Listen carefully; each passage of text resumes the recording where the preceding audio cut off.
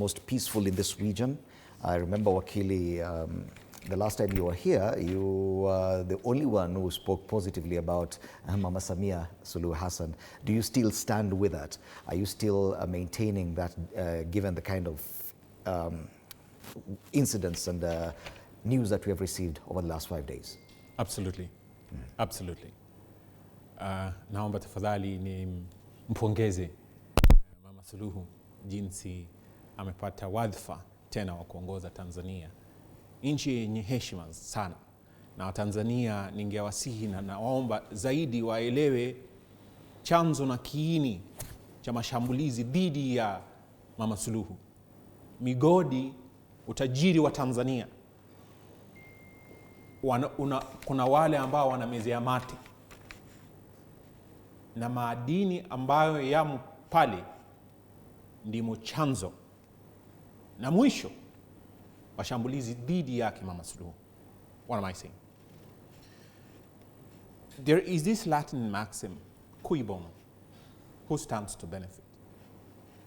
When you go back to 2016, before the late Magufuli died, he said it is not permissible that one mining company called Barrick Mining, Barrick Tanzania, should take over the mining of this area, and you have 5,000 Tanzanians being rendered jobless. What did Magufuli do? He said, wait a minute, we have these mining contracts that are so oppressive to Tanzania, and look what you get, $1 for a penny? Is this what the previous presidents would endorse? Basically the theft of our riches. Someone is enriching themselves with our wealth. So what Magufuli did was to say that, look, we have to renegotiate these contracts. And by May last year, the Canadian company that was behind that mining concession that was revoked by Magufuli, overseen by whom? Mama Samia Suluhu.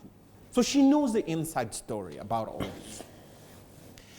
Tanzania was forced to pay 25 million US dollars. And the last tranche of that was paid in May this year. The Canadian company left. And now, what is at stake? The rare earth minerals site was given to a company called STAMICO.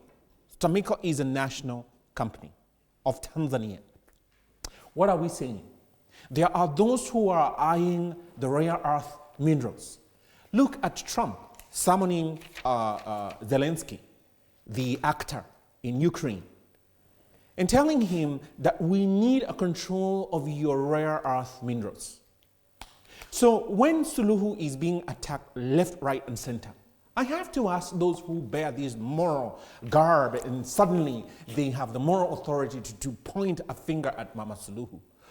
Did they say anything when Laurent Kabila was shot and killed by the CIA under the guise of his quote-unquote bodyguards killing him, who never seized power, if that was the aim?